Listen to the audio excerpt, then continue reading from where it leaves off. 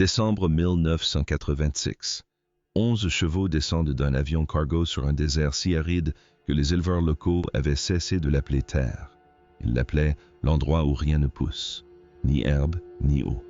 Des hivers où les températures descendent jusqu'à 40 degrés. La Chine venait de dépenser des millions pour transporter ces animaux nés dans des zoos à l'autre bout du monde et les relâcher ici. Tous les écologistes sérieux de la planète ont dénoncé un acte de mort. Une équipe de la BBC s'est rendue sur place pour filmer le lâcher. Ils ont plié bagages et sont repartis au bout de 2 jours convaincus d'assister à une catastrophe en direct. Ce que ces 11 chevaux ont fait ensuite était inimaginable. Ce projet s'inscrit dans un effort mené depuis un quart de siècle qui a débuté lorsque 4 chevaux sauvages ont été amenés dans un zoo dans le but d'être relâchés dans la nature. 11 chevaux face à un désert aride, car ce ne sont pas des chevaux ordinaires. Ce sont des chevaux de Przewalski, la dernière espèce de chevaux véritablement sauvages sur Terre. Disparus de cette région depuis 17 ans, ces chevaux font l'objet d'un projet de réintroduction. Le gouvernement chinois vient de dépenser des millions de dollars pour les transporter par avion depuis des zoos d'Allemagne, de l'Est et des États-Unis à l'autre bout du monde et les relâcher dans un désert qui gagne 3,0 km² de terrain chaque année. Les plus grands écologistes dénoncent déjà ce projet comme une condamnation à mort. Ces animaux, habitués à se nourrir de foin et à s'abreuver à des abreuvoirs automatiques, sont désormais abandonnés dans un lieu où les températures hivernales descendent jusqu'à 40 degrés et les températures estivales atteignent 40 degrés. La source d'eau la plus proche peut se trouver à 15 km enfouie sous 10 cm de glace. Ces chevaux ont une apparence presque extraterrestre, une silhouette trapue, une crinière iroquoise, dressée comme celle d'un cheval sorti d'un dessin d'enfant, étés de finesses rayures zébrées sur leurs pattes. Ils ressemblent moins à des animaux modernes qu'aux peintures rupestres que nos ancêtres ont gravées dans la roche il y a 40 ans. Ce sont des chevaux de Przewalski, la seule espèce de chevaux sauvages restante sur Terre. Des spécialistes de la survie en milieu désertique leur donnent environ 15% de chances de survivre au premier hiver. Un écologiste, dans un article publié dans la revue Nature, qualifie l'ensemble du projet de gaspillage d'argent public pour des sols arides. Les autorités locales du comté de Jimoussar préparent déjà des communiqués pour expliquer l'inévitable catastrophe et pour comprendre pourquoi quelqu'un tenterait un acte aussi insensé.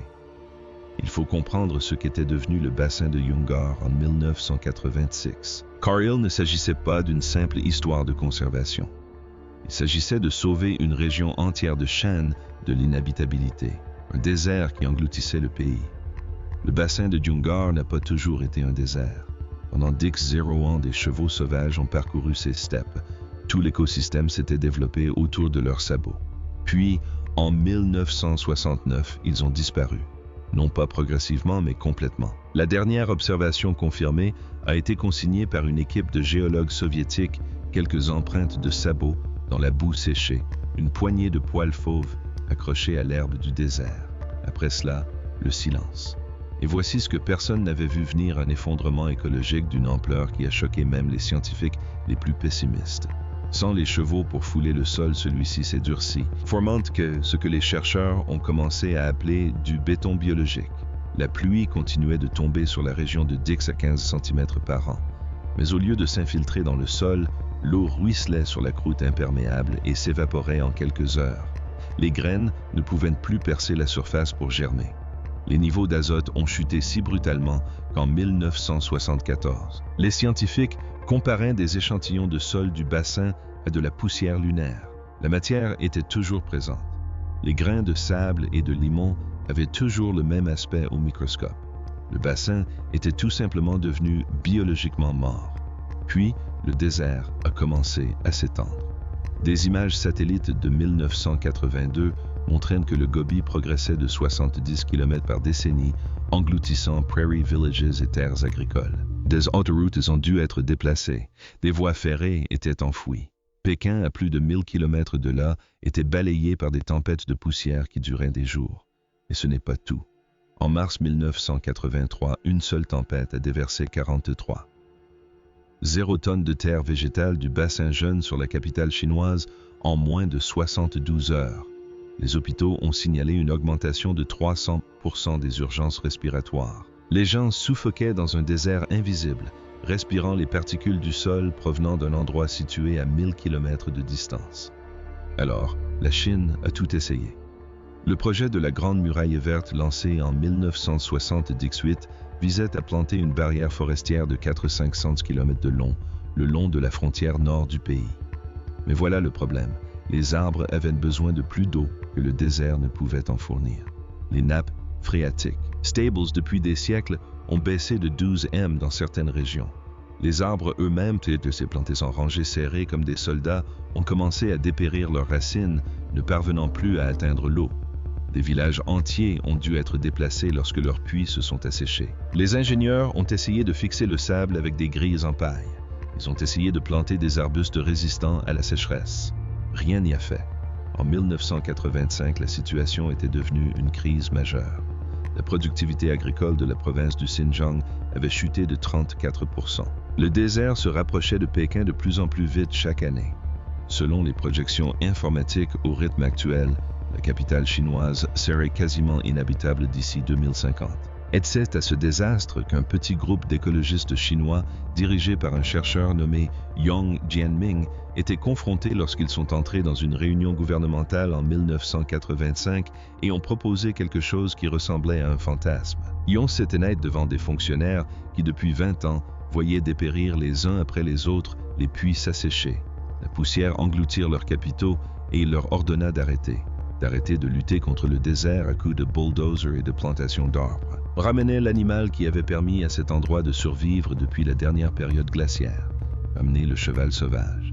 De la vie générale, l'idée ne faisait pas l'unanimité, mais les chiffres étaient si mauvais, les échecs si retentissants, qu'en quelques mois son plan fut approuvé, laissant une seule question en suspens. Comment des animaux nés en captivité? Nourris par l'homme pendant 3 générations, ont-ils pu survivre dans un environnement où les villes étaient englouties, le dernier cheval véritablement sauvage? Le cheval de Przewalski n'est pas un cheval comme les autres. Son ADN révèle 66 chromosomes contre 64 pour tous les chevaux domestiques. Il s'agit de la seule espèce de chevaux au monde à n'avoir jamais été domestiquée, jamais dressée, jamais apprivoisée. Tandis que les humains élevaient des Arabes pour leur vitesse et des Clydesdales pour leur puissance. Les chevaux de Przewalski sont restés exactement tels qu'ils étaient représentés par nos ancêtres sur les parois des grottes dans un passé lointain. Ils sont une fenêtre vivante sur l'ère glaciaire. Le cheval de Przewalski est génétiquement différent et constitue la seule véritable sous-espèce de cheval sauvage. Mais voici le plus surprenant. En 1985, l'espèce était quasiment éteinte. Il ne restait qu'environ 900 individus sur toute la planète, tous en captivité dans des zoos. L'espèce entière descendait de seulement 12 à 14 individus capturés entre 1899 et 1903 par des explorateurs russes agissant pour le compte de collectionneurs de zoos européens. Après la Seconde Guerre mondiale, la population mondiale a atteint un niveau dramatique, 30 et un chevaux, seulement dont 9 capables de se reproduire. À un moment critique, l'espèce ne survivait plus que dans 2 endroits au monde, les zoos de Munich et de Prague. Tous les chevaux de Przewalski vivants aujourd'hui sont porteurs du gène. Un goulot d'étranglement génétique dans ces cellules, une cicatrice chromosomique à 2 doigts de disparaître à jamais. Le fait qu'il en resta quelques-uns, envoyés en Chine en 1986, tenait du miracle.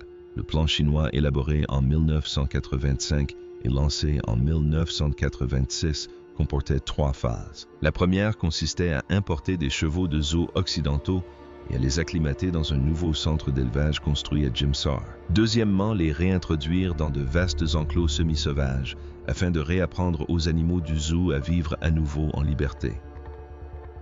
Troisièmement, les relâcher dans la réserve naturelle de Kalamayeli, un espace de 40 km² abritant certains des terrains les plus arides d'Asie. Parmi les premiers chevaux transférés dans les enclos de Jimsar se trouvait un jeune étalon avec une liste blanche immaculée sur la tête. Les soigneurs l'ont baptisé Hong, retenez bien ce nom.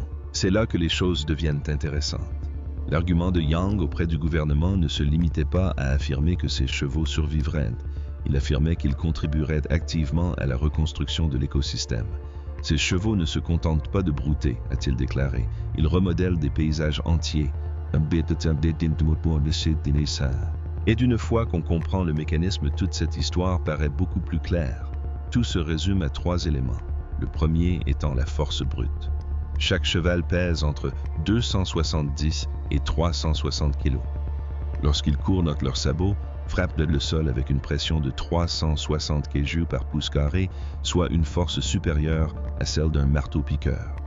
Dans un endroit comme le bassin de Yungar, où le sol s'était transformé en une sorte de béton biologique, c'est précisément ce type de force qui est nécessaire pour briser la croûte durcie et permettre à l'eau de s'infiltrer à nouveau. Mais voici ce que les machines ne peuvent pas faire. Les chevaux sont sélectifs. Ils contournent les jeunes pousses fragiles. Ils ne foulent que la terre nue et la végétation morte. Ils savent faire la différence. Et puis, il y a leur façon de se déplacer. Le suivi GPS révélera plus tard que les chevaux de Przewalski parcourent environ 15 km par jour, selon ce que les mathématiciens appellent des schémas fractales. Ils broutent intensivement au même endroit pendant des heures, puis se déplacent soudainement à des kilomètres de là, avant de revenir sur leurs pas. Cela semble aléatoire. Ça ne l'est pas. Ce motif crée une mosaïque de perturbations. De l'herbe courte ici, de l'herbe haute, là des zones dénudées entre les deux. Chaque micro-habitat abrite différentes espèces d'insectes, d'oiseaux et de petits mammifères. Les chevaux ne se contentent pas de manger, ils façonnent un patchwork. Et tenez-vous bien, le troisième point est sans doute le plus absurde. Il s'avère que le fumier de cheval n'est pas un déchet, mais un véritable vecteur de germination. L'analyse des excréments du cheval de Przewalski a révélé la présence de graines viables appartenant à plus de 20 espèces végétales différentes. De plus, le passage dans le système digestif du cheval améliore les taux de germination jusqu'à 300%. Les acides présents dans leur système digestif scarifient l'enveloppe dure des graines et lèvent leur dormance, les empêchant ainsi de germer pendant des années. Un gramme de bouse contient jusqu'à 7,4 plantules viables. C'est 2 fois plus que chez les bovins et 8 fois plus que chez les ovins. Et comme ces chevaux parcourent ces 15 km chaque jour, ils disséminent de vastes zones, créant des corridors génétiques entre des populations végétales isolées depuis des décennies. Chaque tas de bouse est en un sens très concret un sachet de graines pré-fertilisées et auto-arrosées. C'était l'argument de Young, c'était la théorie. Le problème, c'est que les chevaux qu'ils s'apprêtaient à relâcher avaient passé 3 à 4 générations en captivité. On compte actuellement 900 chevaux de Przewalski en Chine, un résultat remarquable pour la biodiversité. Ils ne savaient pas trouver de l'eau dans le désert. Ils ne reconnaissaient pas le hurlement du loup comme un danger. Ils n'avaient jamais connu de températures inférieures à 0, ni supérieures à 32 degrés. Ils avaient perdu ce que les chercheurs appelaient la culture de la survie, ces comportements acquis transmis de la mère au poulain qu'aucune programmation génétique brute ne saurait remplacer. Dès lors, la question qui allait décider si Young était un visionnaire ou un fou était simple. 3 générations de vie en zoo avaient-elles étouffé les instincts de ces animaux ou étaient-ils encore présents tapis au fond d'eux-mêmes? Avant d'aller plus loin, avant de vous raconter ce qui est arrivé à ces chevaux lorsqu'ils ont touché le sol du désert, une petite faveur, si cette histoire vous intéresse, abonnez-vous et activez les notifications. Chaque semaine, nous nous penchons sur des histoires comme celle-ci, des histoires qui bouleversent notre compréhension du fonctionnement du monde naturel. Et la suite de cette histoire est celle que personne n'aurait cru possible. Ce que ces animaux nés en captivité ont vécu durant leur premier hiver, ce qu'un étalon a fait le 8e jour après sa remise en liberté, et le montant que les chercheurs ont finalement calculé pour la planète, la valeur d'un seul de ces chevaux. Accrochez-vous, la suite arrive. Un hiver qui aurait dû leur être fatal. Les premiers mois à Jimsar ont été un combat acharné qui a failli donner raison aux critiques. En quelques semaines, la mouche-botte avait décimé tout le troupeau. Et il ne s'agissait pas de parasites ordinaires. Les larves s'enfouissaient dans l'estomac des chevaux, y créant des lésions douloureuses de ce qui perturbait leur digestion au moment précis où ils avaient besoin de chaque calorie pour survivre. Puis vint le premier hiver, et ce fut un hiver apocalyptique.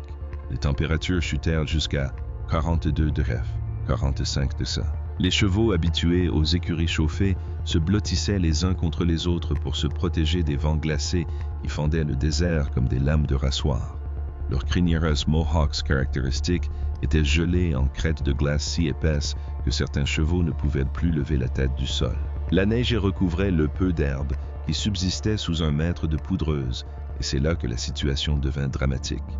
L'équipe de Jim Sarr, dirigée par Young, observait la scène aux jumelles avec l'interdiction d'intervenir, sauf si le troupeau entier était en danger de mort. 7 chevaux souffrirent de graves gelures. 2 juments firent une fausse couche à cause du froid. La presse internationale annonçait déjà la fin du projet. Les revues de Conservation préparaient les analyses de ce qu'elles considéraient comme un échec retentissant. Young lui-même, de son propre aveu plus tard, se préparait au pire. Mais quelque chose d'autre d'inattendu commençait à se produire dans la steppe gelée. Les étalons se mirent à briser la glace avec leurs sabots pour atteindre l'eau en dessous.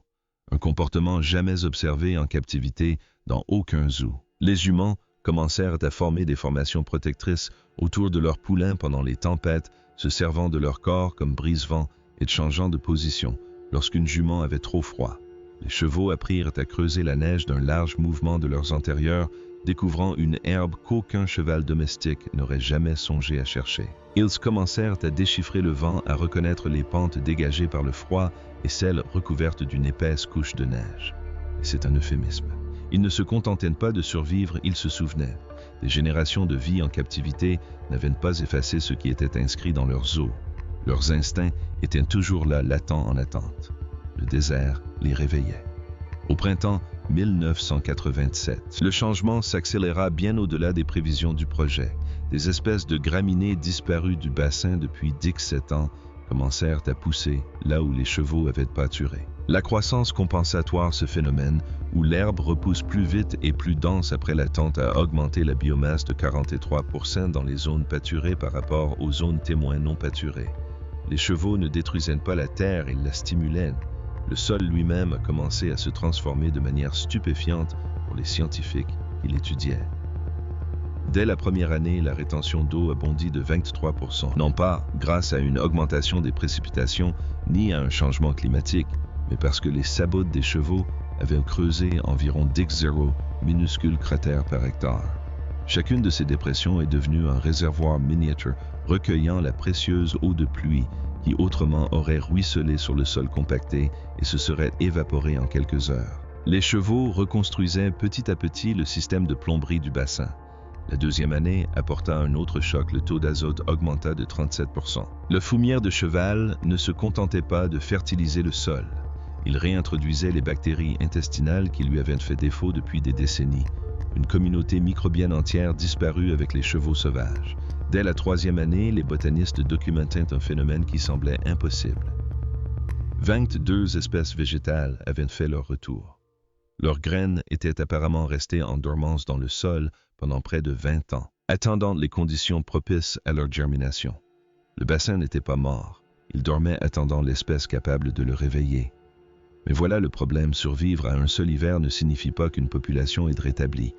Les chevaux devaient encore s'y atteler encore et encore. Et le second hiver, lorsqu'il arriva, allait permettre de savoir si cette première saison miraculeuse marquait le début de quelque chose de réel ou un simple coup de chance.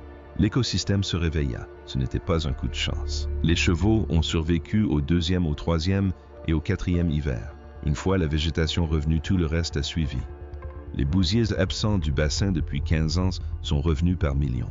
Ils ont enfoui le fumier de cheval, enrichissant davantage le sol et accélérant ainsi le processus de régénération. Des inventaires de terrain ont permis de recenser 43 espèces d'insectes qui n'avaient pas été observées dans la région depuis des décennies. Les insectes ont attiré les oiseaux.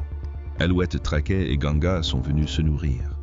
De petits mammifères ont suivi les oiseaux. Gerbillus picus, écureuses terrestres, puis les prédateurs firent leur retour. Renards, aigles des steppes et même de temps à autre loups gris commencèrent à apparaître sur les pièges photographiques. Chaque nouvelle espèce ajoutait une nouvelle dimension à la complexité du phénomène, un nouveau cercle vertueux favorisant la reconstitution de l'écosystème. À la fin des années 1990, le troupeau de Jim Sarr avait suffisamment grandi et le bassin s'était suffisamment rétabli pour que l'équipe de Young prenne une décision qui aurait paru insensée 10 ans plus tôt, supprimer les clôtures. En août 2001, le projet entra dans sa phase la plus audacieuse. 27 chevaux furent sélectionnés pour être relâchés en toute liberté dans la réserve naturelle de Kalamaili. Sans clôture, sans alimentation complémentaire, sans aucune intervention humaine. Juste des chevaux et 4 km² de désert qui n'avaient pas vu leurs congénères depuis 32 ans. Parmi eux se trouvait Hong l'étalon à la liste blanche désormais adulte et à la tête de son propre harem. Les scientifiques leur posèrent des colliers GPS, installèrent des pièges photographiques et retinrent leur souffle. Pendant la première semaine, les chevaux restèrent à moins de 500 mètres du point de lâcher comme enchaînés par des chaînes invisibles. Ils tournaient un temps rond. Ils broutaient nerveusement. Ils ne cessaient de regarder vers les enclos. Puis vint le 8e jour. 8e jour. Il faisait à peine jour. D'après les notes de terrain, le vent soufflait régulièrement du nord-ouest. L'équipe GPS de la station de surveillance, les yeux rivés sur l'écran presque par habitude, lorsqu'un point sur la carte se mit à bouger. Puis, les points alentours suivirent. Hong était debout, son harem le suivant de près. Il ne déviait pas de sa trajectoire. Il marchait droit vers le nord, comme s'il savait exactement où il allait. Les points continuaient de bouger 5 km x15. L'équipe commença à téléphoner. Quand Hong s'arrêta enfin, Paul avait mené son harem 30 km plus au nord jusqu'à une source d'eau qui ne figurait sur aucune carte du projet. Personne ne lui avait dit qu'elle existait. Aucun membre de sa lignée n'avait emprunté ce chemin de son vivant. Il le savait tout simplement. Le lendemain matin, l'équipe se rendit sur place pour vérifier les informations du GPS et la source était là. Un bassin alimenté par une source à moitié gelée, nichée contre une crête. Hong se tenait à côté comme s'il l'avait toujours fréquenté. Comment il le savait reste l'un des grands mystères non résolus de cette opération. Une mémoire ancestrale. Une odeur portée par le vent. Un schéma géologique que les chevaux peuvent déchiffrer contrairement à nous. En un mois, les chevaux avaient établi leur territoire. Les étalons marquaient leurs limites avec des tas de crottins disposés délibérément sur des terrains surélevés. Le taux de naissances naturelles atteignait 87% de plus que celui de la plupart des populations de zoo. Les poulains nés en liberté manifestaient des comportements que les chevaux nés en captivité ne présentent tout simplement pas. Il se pouvait y distinguer 23 espèces végétales différentes à l'odeur. À l'ombre d'un aigle royal, ils s'immobilisaient instantanément. Leur pelage d'hiver était plus épais que celui de leurs parents et la transformation du paysage était désormais visible depuis l'espace. Les images satellites montraient des zones vertes s'étendant depuis le cœur du territoire des chevaux, telles des explosions au ralenti. La nappe phréatique, qui baissait de 3 cm par an depuis 1970, s'est stabilisée en 2003, puis elle a commencé à remonter. Les chevaux avaient réactivé une pompe hydrologique restée inactive pendant une génération. Ce chiffre qui a bouleversé les modèles, ce qui se passait dans le bassin du Yungar, a remis en question toutes les certitudes de la Chine en matière de lutte contre la désertification. Pendant 25 ans, la Grande Muraille Verte avait été construite sur un principe simple, planter des arbres pour stopper l'avancée du sable. En 2010, la Chine avait planté 66 milliards d'arbres pour un coût de 47 milliards de dollars, et dans de nombreuses régions. Ces arbres avaient considérablement aggravé le problème sous-jacent puisant l'eau du sol plus vite que celui-ci ne pouvait la reconstituer. Et voici l'élément qui aurait dû tout changer. Alors que le vaste programme de plantation d'arbres de la Chine asséchait littéralement le désert, les chevaux faisaient exactement le contraire. Ils ramenaient l'eau. Leurs sabots créaient des points d'infiltration qui permettaient aux rares pluies de pénétrer profondément dans le sol au lieu de s'évaporer en surface. Leur pâturage entretenait les prairies qui consomment 90% d'eau en moins que les forêts. Un seul cheval améliorait la rétention d'eau sur 50 hectares chaque année, puis quelqu'un a fait les calculs et les chiffres ont cessé de relever de l'écologie pour devenir des données économiques. Lorsque des économistes écologiques se sont penchés sur la valeur réelle d'un seul cheval de Przewalski pour l'écosystème environnant, ils sont arrivés à un résultat inattendu. La restauration de sol est évaluée à $12 par cheval et par an. La dispersion des semences à $8, la rétention d'eau à 15. $0, la séquestration du carbone à 7, $0 et le soutien à la biodiversité à 5,0. Soit un total de 47 $0 par cheval et par an. Après avoir calculé les données cumulées, les économistes ont été les suivants après l'équipe de la BBC et les revues spécialisées en conservation, à devoir reconsidérer leurs résultats avant de leur accorder leur confiance.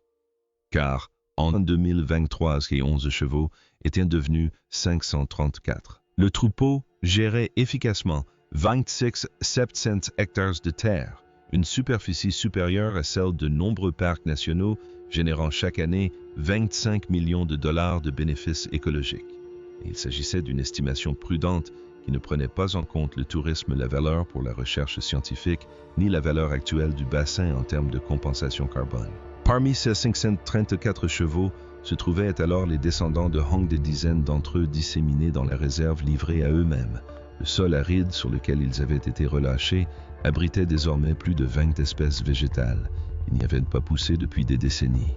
Et le désert, qui s'étendait de milliers de kilomètres carrés chaque année, reculait à présent de 47 hectares par an dans les zones fréquentées par ces chevaux. Le modèle s'est rapidement répandu. La Mongolie a introduit des chevaux dans le parc national de Hustai en 1992 et en 2023, la population y atteignait 490 individus, la steppe environnante, présentant les mêmes tendances de restauration que le Xinjiang.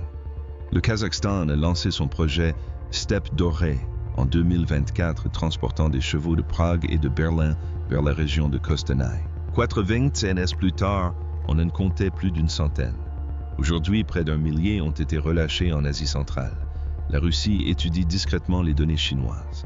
Chaque projet confirme le même principe: on ne peut pas créer un écosystème de manière artificielle par la seule force de l'homme et du béton. Il faut restaurer ce territoire à partir de la base, grâce à des solutions évolutives éprouvées depuis des millénaires. La Chine étend actuellement la réserve de Kalamaili de 350 km² complémentaires. L'objectif officiel est d'y amener 500 chevaux sauvages d'ici 2040. Les modélisations informatiques suggèrent qu'une population de cette taille pourrait restaurer plus de 100 hectares de terre dégradée, séquestrer 43 0 tonnes de carbone par an et abriter plus de 300 espèces animales et végétales endémiques de Chine. Si le projet aboutit, le bassin de Yungar deviendra le premier désert de l'histoire à être transformé non pas par la plantation d'arbres, ni par l'irrigation, ni par des travaux d'aménagement, mais grâce aux sabots des chevaux sauvages. Les 11 animaux descendus de cet avion cargo en 1986 n'étaient pas simplement quelques espèces menacées déplacées. Ils se représentaient une technologie biologique perfectionnée par l'évolution pendant des centaines de milliers d'années, capable de concevoir et de maintenir un paysage entier. Il suffisait de se rappeler comment la réactiver. Il nous fallait cesser de vouloir tout faire nous-mêmes et laisser les experts, ceux qui ont des sabots, prendre le relais.